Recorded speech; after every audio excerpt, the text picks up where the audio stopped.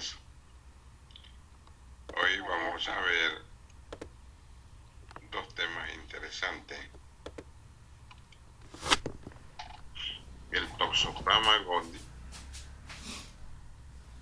y los protozoos emergentes o también llamados olvidados. El Toxoplasma gondii.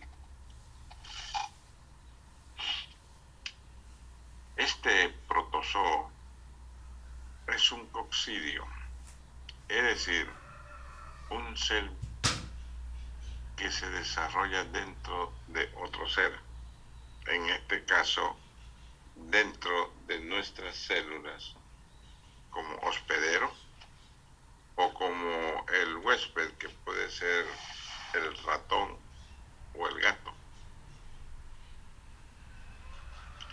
Entonces, este protozoo fue hallado cuando se estudiaban en aquellos tiempos, en 1908, a la malaria.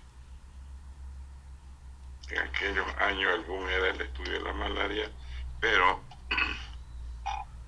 Nicole y Manso, cuando estaban revisando al ratón Thenodactylus gundi, encontraron una estructura muy interesante. Dos estructuras diferentes que vivían en el epitelio intestinal del ratón. Ahí inicia el estudio y la descripción del Toxoplasma gondii. El Toxoplasma gondii es este coccidio que simula media luna, de ahí el nombre de toxón media luna. Tiene todas las estructuras de una célula. Lo que llama la atención es su cono apical y sus micronemas, que hacen de él un parásito virulento. Aquí podemos observar el Toxoplasma gondii en una tensión de Jensen y aquí en 3D. Este es el parásito que vamos a ver. En cuanto a su ciclo evolutivo, es muy sencillo.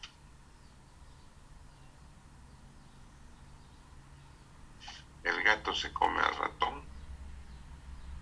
El ratón ha comido a otros animales o ha comido sus propias heces y se infecta.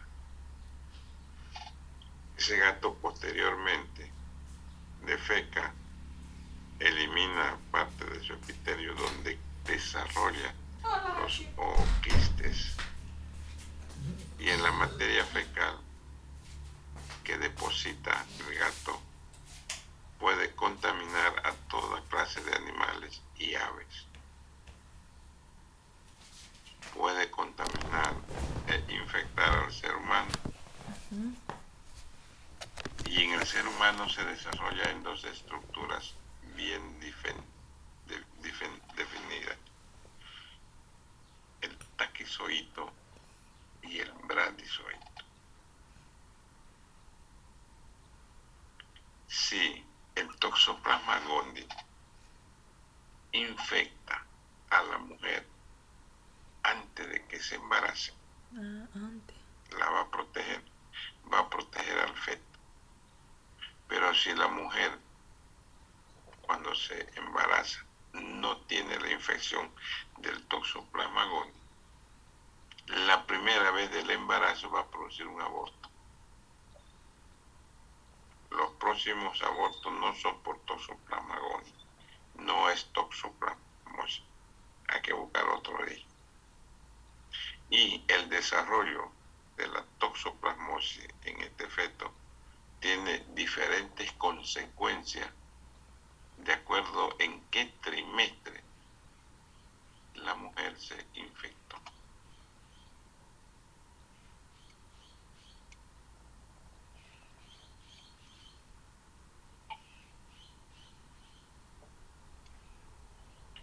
donde se localiza en el huésped, en el hospedero, en el gato, en los ratones, en el tracto digestivo. Ya le indicaba que el término toxón significa arco o media luna. Y su tamaño es mucho más pequeña que un eritrocito. 4 a 6 micrómetros por 2 a 3 micrómetros. La infección. Hay un proceso agudo, hay un proceso crónico. En la infección aguda, compañeras y compañeros, los taquizoitos, que son forma de proliferación extraepitelial, son de desarrollo rápido. Y hay otro llamado bradizoito, que son formas de resistencia, que se conoce porque son de desarrollo lento.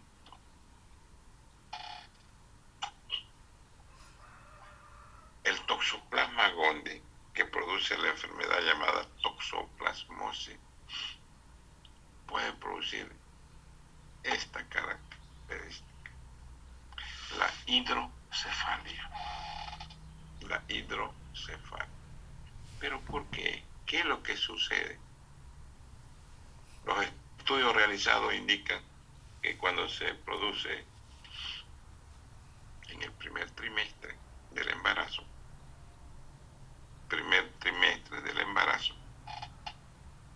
el parásito es transmitido por la madre al feto. El toxoplasma gondii tiene mucha afinidad por el tejido cerebral. Ingresa al tejido y comienza su migración hasta la parte central del cerebro. En un sector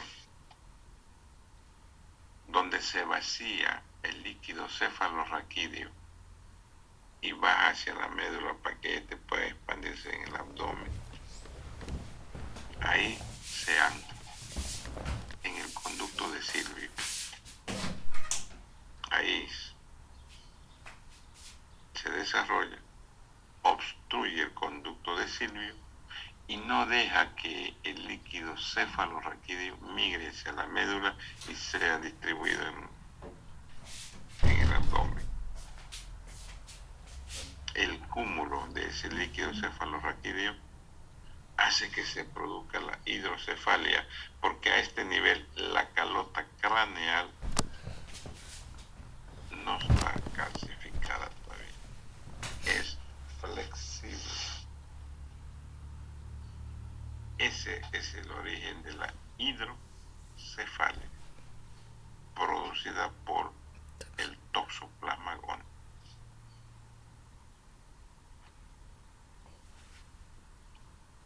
La infección crónica.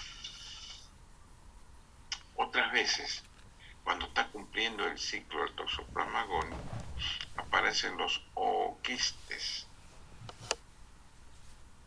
En su interior se encuentran los bradizoitos de crecimiento lento, que estos se solapan en el interior de las células del ser humano.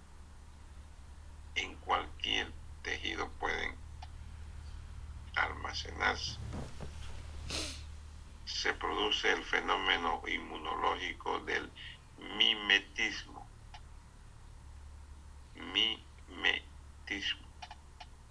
Que es la capacidad que tiene este coccidio, este protozoo, de adquirir proteínas de su medio ambiente, y nuestro sistema de defensa, sea el inmune celular o el inmune humoral, no los reconoce como extraños. Esa es la capacidad que tiene este parásito.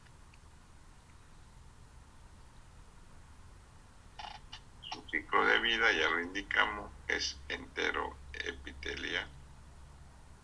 En la misma célula donde se desarrolla cosas raras y extrañas, se divide en forma sexual y asexual, especialmente en el epitelio del gato y del ratón. Los taquizoitos se multiplican por esquizogonía sucesiva. Forman esquizontes, merozoitos, macros y microgametocitos. Posteriormente, estos gametos pasan a ooquistes. Esas son las secuencias morfológicas del estadio de este parásito. Posteriormente, los ooquistes salen por las heces del gato o del ratón, se pueden transformar en aerosoles e ingresar vía respiratoria, vía oral, para poder luego cumplir el ciclo del oso. El mecanismo de infección de esta parasitosis, que en la mujer es benigna antes del embarazo, pero es peligrosamente para el feto cuando se contagia o se infecta durante el desarrollo del embarazo. La infección en el ser humano se realiza por ingestión de los ooquistes, por el fecalismo, carnivorismo. Y el periodo prepatente, es decir, el periodo de adaptación que tiene el Toxoplasma gondii, puede ser de una semana. Desde el momento en que el parásito ingresó a nuestro organismo. Patología. Puede producir una necrosis tisular, reacción inflamatoria, dependiendo de la cantidad de taquizoitos que pueden proliferar en la célula. Y no olviden que se puede desarrollar en cualquier tejido. Tiene mucha afinidad en el hombre a nivel cardíaco, en el recién nacido a nivel cerebral y en la mujer en cualquier lugar, en cualquier tejido. Manifestaciones clínicas. Las primeras semanas o meses son asintomáticas. Uno no se da cuenta cuando está infectado porque hay síntomas muy leves, inespecíficos. Uno se da cuenta que tiene o ha sufrido de toxoplasmosis cuando se hace laboratorio, una inmunofluorescencia, una hemoaglutinación indirecta, donde se encuentran ahí los anticuerpos antiguos, IgG,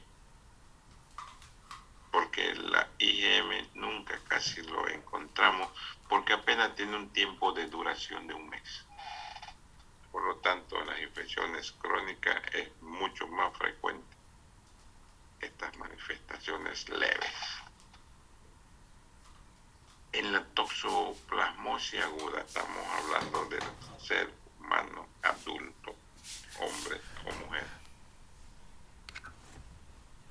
Hay una forma febril exantemática, difícil de diagnosticar. En este caso, el periodo de incubación puede ser 2 o 3 semanas. Aparece bruscamente, como si desaparece. Y todos los síntomas no son específicos de la toxoplasma. Pasa desapercibido. No solamente al ser humano puede infectar, también a los animales. En los animales, como en el ser humano, el primer aborto generalmente en la mujer es producto de una toxoplasmosis. Pero después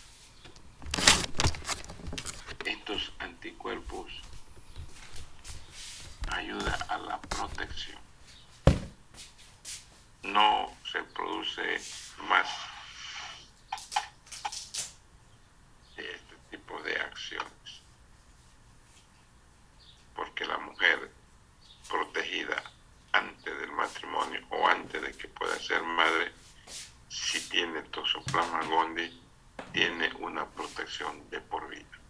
No hay los abortos espontáneos.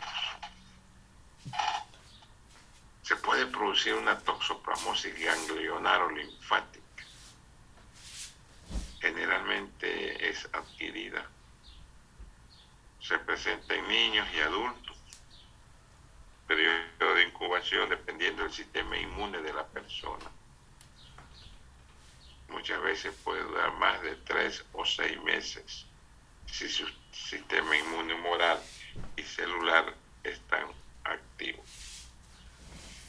En cuanto al cuadro clínico, pues presenta un síndrome febril muy leve.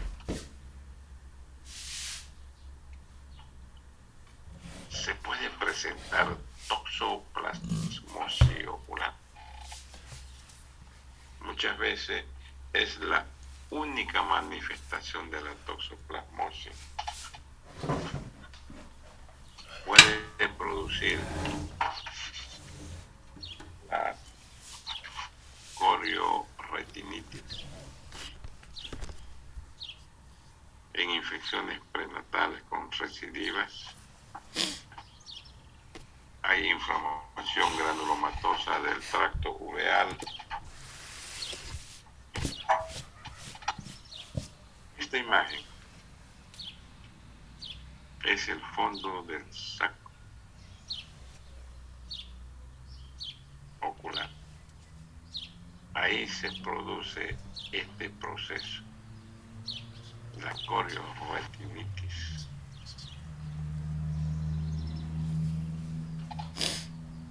La toxoplasmosis congénita. Compañeras y compañeros, este concepto no es verdadero, porque la toxoplasmosis no se transmite a través del gen, no es congénita, es connatal. Es decir, la madre es la que transmite vía cordón umbilical al feto de esta parasitosis, de esta afección, esta enfermedad. En los libros ustedes van a leer que es toxoplasmosis congénita. No. El toxoplasma gondii no está dentro del gen. Por lo tanto, se produce la toxoplasmosis connatal. La madre es la que transmite el parásito al feto. La infección antes del embarazo es benigna o transcurre asintomática.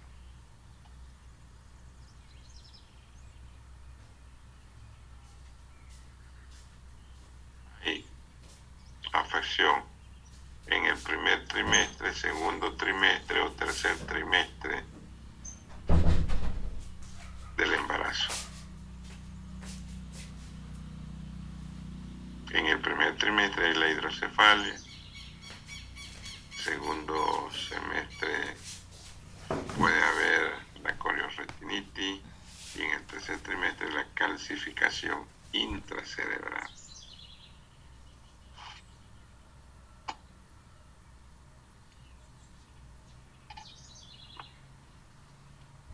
La toxoplasmosis puede presentarse como una infección generalizada,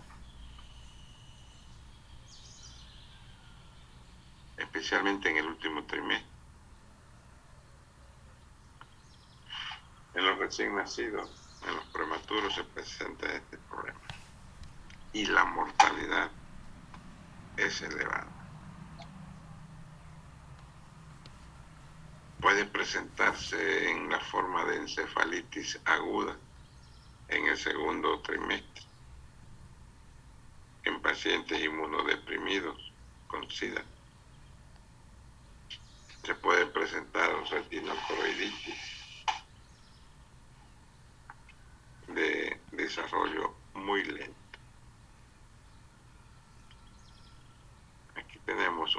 calcificación intracerebral. Y la calcificación no es más que un proceso de defensa de nuestro organismo. Cuando el Toxoplasma gondii está a nivel cerebral, el organismo reacciona y lo calcifica, adhiriendo a su alrededor fosfato de calcio, y va creciendo. Y como la calota craneal no es flexible, sino dura, fija, el Toxoplasma gondii, cuando va calcificando, se va produciendo presión interna y puede alterar cualquiera de los centros nerviosos del cerebro, dependiendo del lugar donde se está calcificando el parásito. Y pueden ocurrir, pues, muchas consecuencias: pérdida de la visión, del habla, del equilibrio, dependiendo del centro donde se está desarrollando la calcificación intracerebral. Otras veces pueden producir secuelas irreversibles. Cuando la mujer se infecta al principio del embarazo, cuando a través del cordón umbilical pasa el parásito al feto, ahí se desarrolla una de ellas, la hidrocefalia toxoplasmótica. Hay otras localizaciones de la toxoplasmosis: pulmonar, miocarditis, pericarditis cerebral o hepatitis. Para el hombre, la toxoplasmosis miocarditis o la pericarditis es fulminante. Al varón adulto lo mata rápidamente. Es una de las causas de mucha mortalidad del adulto por esta afección. El diagnóstico. Clínicamente es muy difícil. No se puede establecer si hay infección o si hay enfermedad. Se puede confundir con enfermedades autoinmunes, fiebres, tifoidea, brucelosis, encefalitis, hepatitis, neumonitis, miocarditis. Por lo tanto, hay que echar mano al laboratorio. Antes, las primeras pruebas eran las inoculaciones en animales. Pero el mantener vivo el ratón, mantener vivo el cuyo, cualquier otro animal para mantener, es un proceso, pues, de bioterio, donde realmente era costoso y difícil. Hoy ya no se usa la inoculación. Hoy utilizamos la búsqueda de anticuerpos, IgM agudo, IgG crónico, IgA cuando puede estar en alguna glándula secretoria. Estos son los anticuerpos que podemos identificar de acuerdo al tipo de técnicas, métodos o el procedimiento que utilicemos en el laboratorio para confirmar una toxoplasmosis. Necesitamos dos métodos inmunológicos, dos métodos de diferentes fundamentos. La inmunofluorescencia, que demuestra anticuerpo de membrana, el ELISA o la hemaglutinación indirecta, que demuestra la presencia de anticuerpos citoplasmáticos.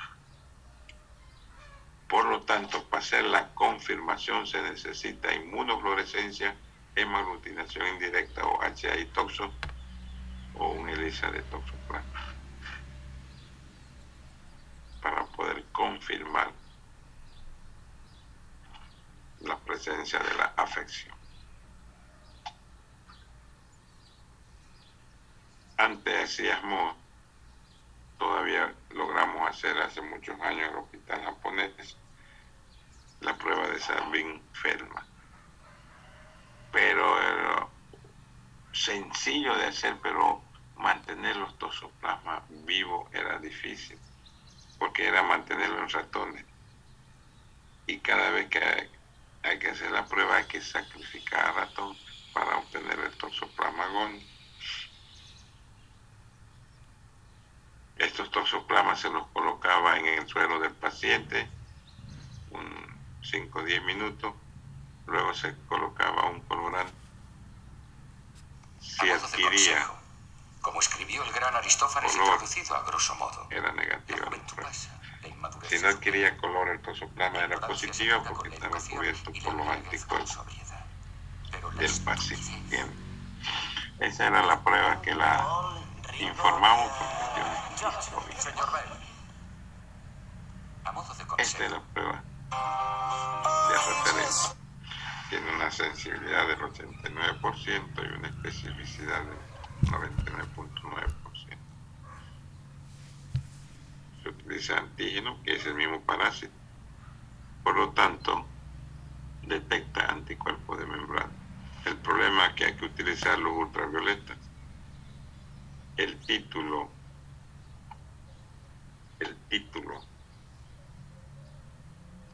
de esta prueba tiene que ser por encima de 1 en 64 o 1 en 128, como vamos a ver enseguida, una interpretación laboratorial. La IFI para IgM generalmente se produce o se solicita y lo hacen los laboratoristas cuando nace la persona. Título 1 en 64 de IgM es significativo. Significa que está activo el toxoplasma gondii y el organismo está activándose para producir anticuerpos. Pero también hay un problema. El factor reumatoideo puede causar una IFI-IgM positiva o una PCR también. Estas son pruebas traumáticas que nos indican la presencia de un estímulo, una reacción inflamatoria aguda. El ELISA es otra prueba de confirmación, se usa junto con la IFI porque se busca anticuerpo citoplasmático y tiene que tener mayor de 300 unidades internacionales por ml.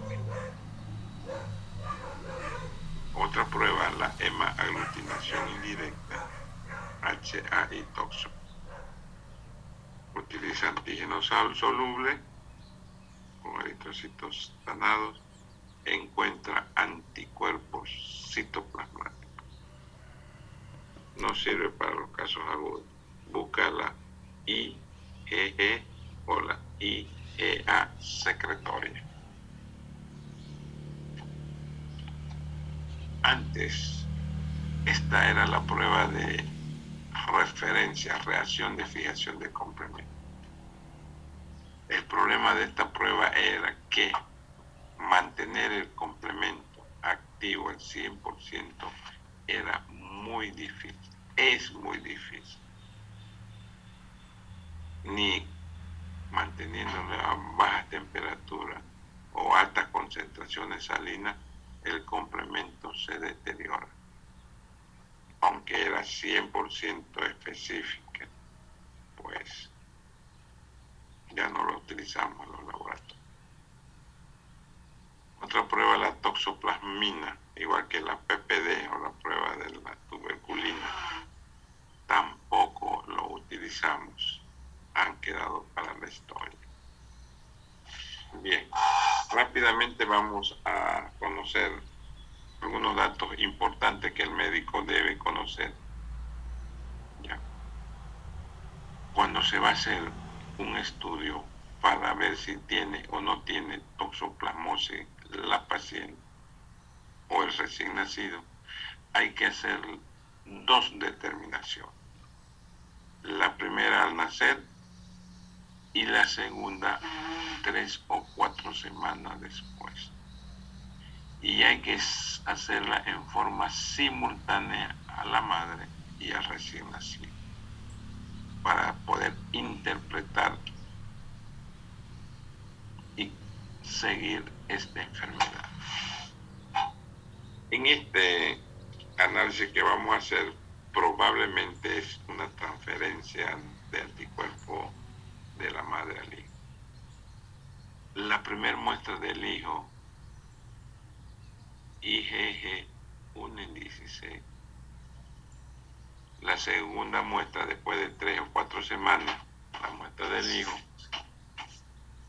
IgM no reactor, IgG no reactor. Este título es la transferencia de la mamá al feto.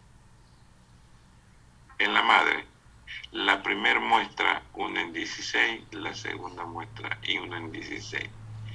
Esto se mantiene de por vida, este título. Por lo tanto, esta interpretación es una protección que la madre le manda al recién nacido. En este caso, hay transferencia pasiva de bajo título que se descarta una toxoplasmosis. Recuerden ustedes que si hay una IgM en la primera muestra del reactor, hay que alertar, hay que parar las orejas, hay que hacer un seguimiento más riguroso al recién nacido. En este caso, una IgG 1 en 256. Hemos dicho que un título 1 en 64 de IgG hay que sospechar una toxoplasmosis. Pero ¿qué ha pasado con la muestra del hijo, del feto, cuando nace? Con un título 1 en 256, pero la segunda muestra después de 3 a 4 semanas baja a 1 en 16. Si la hacemos a la madre, se mantiene el mismo valor. Por lo tanto, es una transferencia pasiva. La IgM no se demuestra. Es una forma de protección que tiene la madre hacia el feto o hacia el recién nacido. Y todavía le sigue pasando anticuerpos al comienzo a través del calostro, después por la leche. En este caso, es una confirmación de toxoplasmosis en el feto o en el recién nacido. En el hijo, la primera muestra, título IgM 1 en 4, IgG 1 en 64. A las 3-4 semanas se vuelve a controlar, ya no hay IgM porque esta dura un mes, después desaparece, pero el título se dispara. Y lo mismo sucede, el mismo análisis de la madre, 1 en 256, el título se dispara. Significa la presencia de una toxoplasmosis. Inmediatamente hay que hacer el tratamiento a esta persona. Inmediatamente. Otras veces puede acontecer que durante el primer trimestre se encuentre IgM en la madre. Y si hay un título por encima de 1 en 256 de IgM en la madre, antes del o durante el primer trimestre del embarazo, las leyes bolivianas facultan al médico a realizar un aborto terapéutico. Recuerden que el aborto es penado por 5 años de cárcel en nuestro país. Pero si hay la confirmación laboratorial de la presencia de IgM en este título, hay que hacerlo. Y si no lo hace, el médico va preso también otros 5 años por no cumplir su obligación. Nuestras leyes así lo dicen.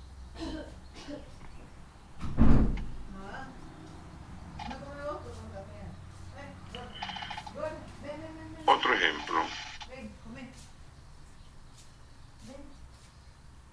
muestra del hijo, la primera 1 en 16, la IgG 256, la segunda muestra baja de IgM IgG.